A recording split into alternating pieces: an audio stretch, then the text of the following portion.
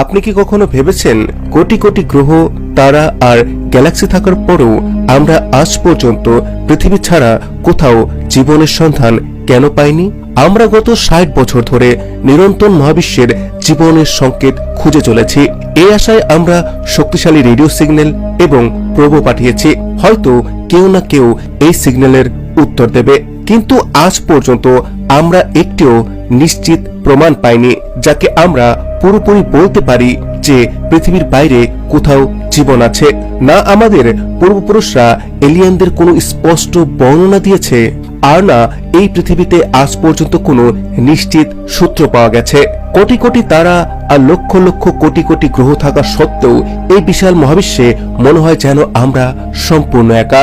এটি এক অদ্ভুত ধরনের প্যারাডক্স, আর যেটাকে আমরা বলি ফার্মি প্যারাডক্স। ভাবুন তো, মহাবিশ্বে থাকা 2 ট্রিলিয়ন গ্যালাক্সির মধ্যে যদি আমরা মাত্র 0.1% গ্যালাক্সি ধরি, মানে 2 বিলিয়ন গ্যালাক্সি, আর প্রতিটি গ্যালাক্সির মধ্যে হ্যাবিটেবল জোনে থাকা মাত্র 0.0001% গ্রহ ধরি যেখানে পৃথিবীর মতো পরিবেশ থাকতে পারে, তাহলে এই হিসেব অনুযায়ী মহাবিশ্বে প্রায় 2000 ট্রিলিয়ন গ্রহ দাঁড়ায়।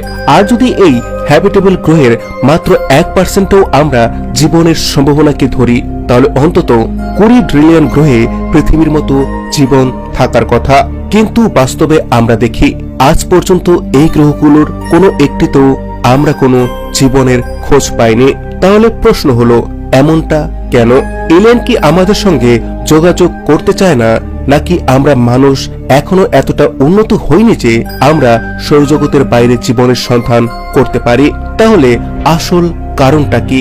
তো বন্ধুরা, আজকের এই বিষয়টি জানার পূর্বে এই ভিডিওটিকে শেষ পর্যন্ত অবশ্যই দেখুন, কারণ আজ আমি আপনাদের এমন কিছু কারণ বলবো যেগুলো আমাদের এলিয়েন সঙ্গে যোগাযোগ করতে এতদিন বাধা দিয়েছে। তবে যেভাবে আমরা দ্রুত উন্নত হচ্ছি এবং নতুন প্রযুক্তির উপর কাজ করছি, তাতে খুবই দ্রুত এমন হতে পারে মানব সভ্যতা প্রথমবার কোনো এলিয়েনের সঙ্গে যোগাযোগ করবে, অথবা অন্তত তাদের অস্তিত্বের কোনো সিগনেচার মহাবিশ্বে ধরতে পারবে। আর তখনই হয়তো ফার্মি প্যারাডক্সের উত্তরও আমরা পেয়ে যাব। তাই সিট বেল্ট বেঁধে নিন আর আমার সঙ্গে চলুন এলিয়েনদের খোঁজে এক অসাধারণ মহাজাগতিক যাত্রায়, যেখানে আমরা বিভিন্ন কারণের মাধ্যমে ফার্মি প্যারাডক্সকে বোঝার চেষ্টা করব। এলিয়েন খোঁজার ক্ষেত্রে প্রথমেই আমাদের মাথায় আসে, কেননা আমরা তাদের উদ্দেশ্যে স্পেসে সিগন্যাল পাঠাই। এই সিগন্যালগুলো রেডিও তরঙ্গে পাঠানো হয় যাতে এগুলো হাজার হাজার আলোকবর্ষ দূর পর্যন্ত পৌঁছাতে পারে এবং এর মধ্যে মানব সভ্যতারও প্রমাণ থাকে। এই ধারণা থেকেই 1974 সালে মহান বিজ্ঞানী কার্ল সেগান এবং ফ্র্যাঙ্ক ড্রেক শক্তিশালী রেডিও অ্যান্টেনার মাধ্যমে অ্যারিসিবো মেসেজ মহাকাশে পাঠিয়েছিলেন। এই সিগন্যালগুলোর লক্ষ্য ছিল 25,000 আলোকবর্ষ দূরে থাকা মেসিয়ার 13 স্টার ক্লাস্টার। যদিও এই সিগন্যাল এখনো তার যাত্রায় রয়েছে, তবুও সেই সিগন্যাল সেটি মানে search for extra terrestrial intelligence, এই সংস্থাও হাজার হাজার রেডিও সিগন্যাল মহাকাশে পাঠিয়েছিল, কিন্তু আজ পর্যন্ত একটিও সিগন্যালের উত্তর আমরা পাইনি। এতে মনে হতে পারে হয়তো আমরা মহাবিশ্বে একাই আছি, কিন্তু নতুন গবেষণা ও বিজ্ঞানীরা এই বিষয়টিকে অন্যভাবে ব্যাখ্যা করেন। তাদের মতে এলিয়েনদের রেডিও মেসেজের মাধ্যমে শনাক্ত করার জন্য আমাদের কাছে একটি খুবই ছোট সময়ের জালনা বা ডিটেকশন উইন্ডো থাকে। যদি কোনো এলিয়েন সভ্যতা উন্নত হয়, তাহলে তারা খুবই দ্রুত গতিতে প্রযুক্তিগত অগ্রগতি করে, যাকে বলা হয় টেকনোলজিক্যাল এক্সেলারেশন। ভাবুন, আমরা মানুষ মাত্র 100 বছর আগে রেডিও আবিষ্কার করেছি, আর আজ আমরা ইন্টারনেট, ফাইবার অপটিক্স, আর্টিফিশিয়াল ইন্টেলিজেন্সের যুগে পৌঁছে গেছি। ধীরে ধীরে আমরা আর্টিফিশিয়াল সুপার ইন্টেলিজেন্সের দিকে এগিয়ে যাচ্ছি, যেখানে আমাদের অধিকাংশ কাজই মেশিন করবে। অর্থাৎ আমরা রেডিও দিয়ে শুরু করেছিলাম, কিন্তু এখন আমরা সেই প্রযুক্তিকে অনেকটাই পেছনে ফেলে এগিয়ে গেছি।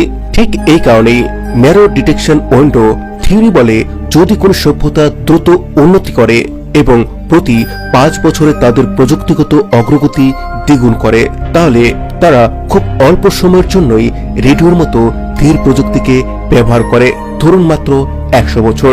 আর যদি তারা অত্যন্ত উন্নত হয় এবং তাদের কাছে ASI থাকে, মানে আর্টিফিশিয়াল সুপার ইন্টেলিজেন্স, তাহলে এই উন্নতি আরো দ্রুত হয়। প্রতি বছরই প্রযুক্তি দ্বিগুণ হতে পারে। তখন তাদের জন্য এই ডিটেকশন উইন্ডো কমে মাত্র 20 বছরে নেমে আসে। অর্থাৎ আমরা যে সময় তাদের সিগন্যাল ধরতে পারি সেটা খুবই ছোট। এই কারণে হয়তো আমরা আজ পর্যন্ত কোনো এলিয়েন সিগন্যাল ধরতে পাইনি। অর্থাৎ তারা মাত্র 20 বছর পর্যন্ত রেডিওর মতো প্রযুক্তি তাদের প্রাথমিক পর্যায়ে ব্যবহার করে। তারপর তারা এমন উন্নত প্রযুক্তিতে চলে যায় যেগুলো আমরা কল্পনাও করতে পারি না। তাহলে এই অবস্থায় আমাদের কাছে সেই উন্নত প্রযুক্তিকে খুঁজে বের করা এবং তাদের সঙ্গে যোগাযোগ করার জন্য মাত্র 20 বছরের একটি সময়সীমা থাকে। কিন্তু মহাবিশ্বের তারাগুলোর দূরত্ব এত বিশাল যে আমাদের পাঠানো সিগন্যাল তাদের কাছে পৌঁছাতে সেগুলোর আর কোনো মূল্য থাকে না। অর্থাৎ তারা সেগুলোকে গুরুত্বই দেয় না। এই কারণে আজ পর্যন্ত আমরা রেডিও তরঙ্গের মাধ্যমে কোনো এলিয়েন সভ্যতার সন্ধান পাইনি। আমাদের সিগন্যালগুলো এখনো মহাবিশ্বেই ঘুরে বেড়াচ্ছে। ভাবুন, অ্যারিসিভো মেসেজ যা 25,000 আলোকবর্ষ দূরে পৌঁছানোর জন্য পাঠানো হয়েছে, যদি কোনোভাবে সেটি সেখানে পৌঁছায় এবং কোনো এলিয়েন সভ্যতা যারা হয়তো রেডিও সিগন্যালকে ব্যবহার করে সেই মেসেজটি ধরে এবং পৃথিবীতে তাদের উত্তর পাঠায়ও, তাহলেও তাদের এই ন্যারো ডিটেকশন উইন্ডোর মতো যে সমস্যা সেটার সম্মুখীন হতে হবে। কারণ সিগন্যালটি যেতে এবং ফিরে আসতে মোট 50,000 বছরের সময় লেগে যাবে। আর ততদিনে আমরা এতটাই উন্নত হয়ে যেতে পারি যে সেই পুরনো রেডিও সিগন্যালকে আমরা হয়তো তখন উপেক্ষা করে দেব। ফলে না তারা আমাদেরকে খুঁজে পাবে আর না আমরা তাদের সম্পর্কে জানতে পারবো।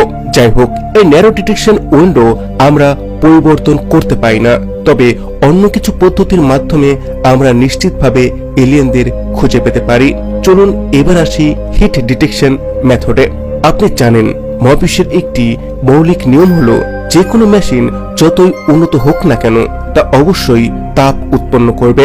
আপনি যখন আপনার ফোন বা কম্পিউটারকে চালু করেন তখনও তাপ অনুভব করেন। থার্মোডাইনামিক্স অনুযায়ী প্রতিটি কাজের ক্ষেত্রেই তাপ উৎপন্ন হয়। তাই আমাদের কাজ হলো মহাবিশ্বে এই তাপের সিগনেচারকে খুঁজে বের করা। যদি কোনো উন্নত এলিয়েন সভ্যতা থাকে যারা আমাদের থেকেও অনেক বেশি প্রযুক্তিগতভাবে উন্নত, তাহলে তারা অবশ্যই বিশাল কোনো মেগা স্ট্রাকচার তৈরি করবে তাদের শক্তির চাহিদাকে পূরণের জন্য। এর একটি সেরা উদাহরণ হলো টাইপ 2 সিভিলাইজেশন, যারা একটি পুরো তারা শক্তির ব্যবহার করার জন্য ডাইসন স্ফিয়ারের মতো বিশাল কাঠামো তৈরি করতে পারে। এমন বিশাল কাঠামোর ব্যবহারের ফলে প্রচুর তাপ নির্গত হবে যা বহু আলোকবর্ষ দূর থেকেও শনাক্ত করা সম্ভব। আমাদের শুধু একটি শক্তিশালী ইনফ্রারেড টেলিস্কোপ ব্যবহার করে সেই তারাগুলোকে পর্যবেক্ষণ করতে হবে যেখান থেকে এই অস্বাভাবিক তাপ নির্গত হচ্ছে। যদি কোনো তারার আশেপাশে স্বাভাবিকের তুলনায় বেশি তাপমাত্রা দেখা যায় এবং সেই তারার আলো তুলনামূলকভাবে কম বা ডিম হয়, তাহলে ধরে নেওয়া যেতে পারে কোনো উন্নত এলিয়েন সভ্যতা সেই তারাকে ব্যবহার করছে। তাপ ছাড়াও দূষণ মানে পলিউশন আমাদের এলিয়েনকে খুঁজে পেতে সাহায্য করতে পারে। যদি কোনো গ্রহের বায়ুমণ্ডলে নাইট্রোজেন ডাই অক্সাইডের মতো গ্যাস পাওয়া যায় যেগুলো প্রাকৃতিকভাবে সহজে তৈরি হয় না, তাহলে বোঝা যেতে পারে সেখানে কোনো শিল্প কার্যকলাপ চলছে। অর্থাৎ সেই গ্রহে উন্নত সভ্যতা থাকার সম্ভাবনা রয়েছে। ঠিক একইভাবে এলিয়েনরাও আমাদেরকে খুঁজে পেতে পারে, কারণ এখন মানব সভ্যতা এমন পর্যায়ে পৌঁছিয়েছে যেখানে পৃথিবীর বায়ুমণ্ডলে এই দূষিত গ্যাস সহজেই বাইরে থেকে শনাক্ত করা যায়। তাই যদি কোনো এলিয়েন শক্তিশালী টেলিস্কোপ যেমন জেমস ওয়েব স্পেস টেলিস্কোপ বা তার থেকেও কোনো উন্নত কিছুর ব্যবহার করে পৃথিবীর স্পেকট্রোস্কোপি করে, তাহলে তারা এই গ্যাসগুলোকে শনাক্ত করতে পারবে এবং তখন তারা পৃথিবীকে একটি এমন গ্রহ হিসেবে চিহ্নিত করবে যেখানে নিশ্চিতভাবেই জীবন রয়েছে। তবে সবথেকে বড় সমস্যা হলো এই ধরনের গ্রহকে খুঁজে বের করা।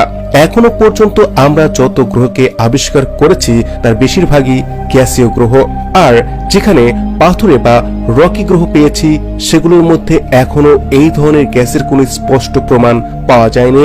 তাই এবার আমাদের তৃতীয় পদ্ধতির দিকে এগিয়ে যেতে হবে, যা আরো নির্ভুলভাবে এলিয়েন সভ্যতাকে খুঁজে বের করতে পারে।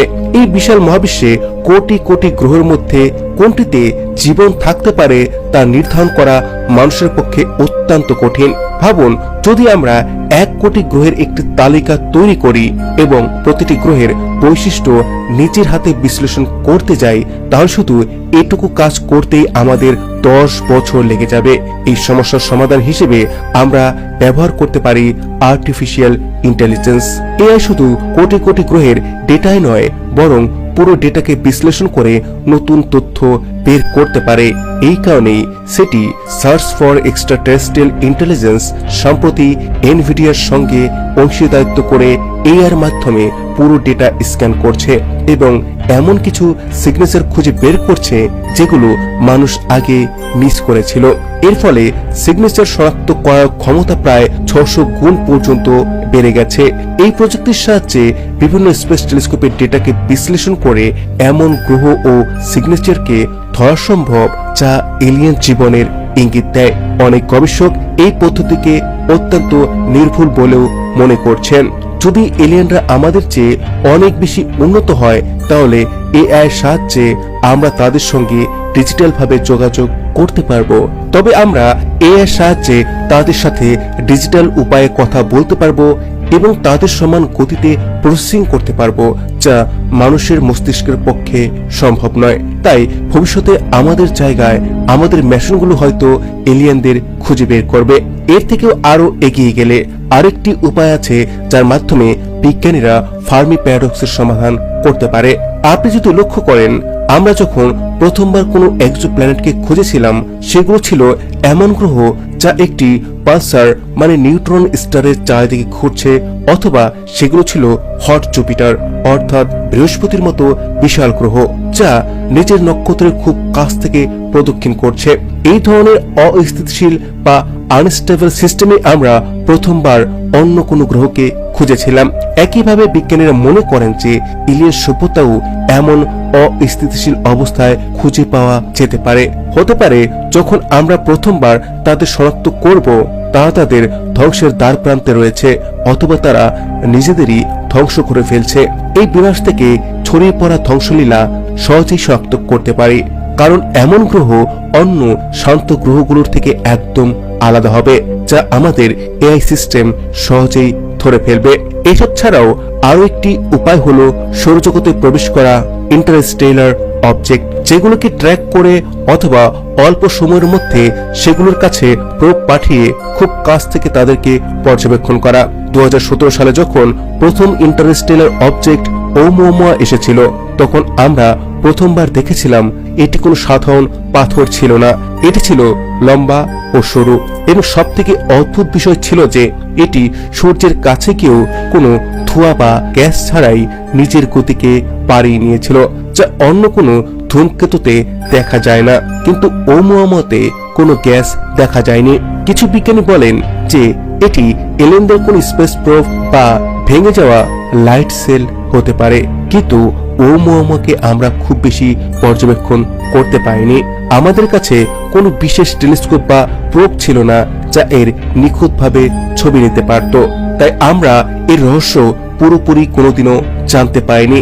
এই পর্যন্ত আমরা 3টি ইন্টারস্টেলার অবজেক্টকে ট্র্যাক করেছি, কিন্তু এখনো পর্যন্ত এলিয়েন লাইফের কোনো চিহ্ন পাইনি। হতে পারে ভবিষ্যতে আমরা আমাদের প্রযুক্তিকে আরো উন্নত করব এবং এই সমস্ত এলিয়েন অবজেক্টের মধ্যে এলিয়েনদের বুদ্ধিমত্তারও চিহ্নকে খুঁজে পাবো, কিন্তু এর সম্ভাবনা কম হলেও শূন্য নয়। এখন কথা বলা যাক যে আমরা যদি এলিয়েনদের খুঁজে না পাই, তবে এলিয়েনরা কি আমাদের কখনো খুঁজে পাবে না? আমাদের গ্রহ কি এত প্রযুক্তিগত উন্নতির পরেও মহাকাশের কোনো গুরুত্ব রাখে না? আসলে পৃথিবীকে এই মহাকাশে কত দূরত্ব থেকে দেখা যেতে পারে, অর্থাৎ আমাদের চিহ্নগুলো কত দূর পর্যন্ত ছড়িয়ে আছে, যা ট্র্যাক করে এলিয়েনরা আমাদের কাছে আসতে পারে বা যোগাযোগ করতে পারে। তো বন্ধুরা, আমাদের গ্রহ শনি গ্রহ থেকে দেখলেই মাত্র একটি বিন্দুর মতো দেখায়, যা আপনি ক্যাসিনি প্রোব থেকে তোলা ছবিতে অবশ্যই দেখেছেন। কিন্তু যখন আমাদের প্ল্যানেটারি নেটওয়ার্ক অর্থাৎ নির্দিষ্ট রাডার সিগন্যালের কথা আসে, আমাদের সীমা 12,000 আলোকবর্ষ পর্যন্ত পৌঁছায়, যে পর্যন্ত আমরা আমাদের রেডিও সিগন্যালকে পাঠিয়েছি। অন্যদিকে আমাদের মোবাইল নেটওয়ার্ক থেকে বের হওয়া রেডিও লিকেজ প্রায় 4 আলোকবর্ষ পর্যন্ত পৌঁছাতে পারে। অর্থাৎ যদি এত দূর পর্যন্ত কোনো এলিয়েন স্পেসশিপ থাকে, তাহলে তারা এই লিক হওয়া সিগন্যাল থেকেই পৃথিবীর অস্তিত্বের সম্পর্কে ধারণা পেতে পারে, যা সত্যি অবাক করার মতো। এছাড়াও আমাদের উন্নতি ও দূষণের কারণে তৈরি হওয়া বায়ুমণ্ডলীয় পরিবর্তনও প্রায় 6 আলোকবর্ষ দূর থেকেও দেখা যেতে পারে। অর্থাৎ যদি কোনো উন্নত সভ্যতা এত দূর থেকেও পৃথিবীর বায়ুমণ্ডলকে বিশ্লেষণ করে, তাহলে তারা নাইট্রোজেন ডাই অক্সাইডের মতো গ্যাসকে দেখে বুঝতে পারবে এই গ্রহে একটি উন্নত প্রযুক্তি নির্ভর সভ্যতা রয়েছে। এইসব উপায়ে এলিয়েনরা আমাদের শনাক্ত করতে পারবে এবং আমাদের সাথে যোগাযোগেরও চেষ্টা করতে পারবে। এই অসীম মহাবিশ্বে তাত্ত্বিকভাবে যে কেউ কাউকে খুঁজে পেতে পারে, কিন্তু গ্রহ, তারা এবং তাদের মধ্যে যে বিশাল আলোকবর্ষের দূরত্ব রয়েছে, সেটাই আমাদেরকে সবসময় অনুভূতি দেয় হয়তো আমরা একাই আছি। তবে ভবিষ্যতে এমনও হতে পারে আমরা এলিয়েনদের সঙ্গে যোগাযোগ করতে পারবো, আর সেটাও আমাদের পুরো মানব সভ্যতার দিকটিকেই বদলে দেবে। তো বন্ধুরা, আজকের এই ভিডিওটি এই পর্যন্তই। এখানে আমরা এলিয়েনদের খোঁজার নতুন নতুন পদ্ধতি নিয়ে আলোচনা করেছি এবং বুঝেছি কিভাবে উন্নত প্রযুক্তির মাধ্যমে আমরা এলিয়েন সভ্যতাকে শনাক্ত করতে পারি। ভিডিওটি কতটা ইনফরমেটিভ লেগেছে আমাকে অবশ্যই কমেন্টে জানাবেন। আর এই ধরনের সব ইনফরমেটিভ ভিডিওর জন্য চ্যানেলটিকে সাবস্ক্রাইব করে বেল আইকনে ক্লিক করুন। Thanks for watching, take care, bye by.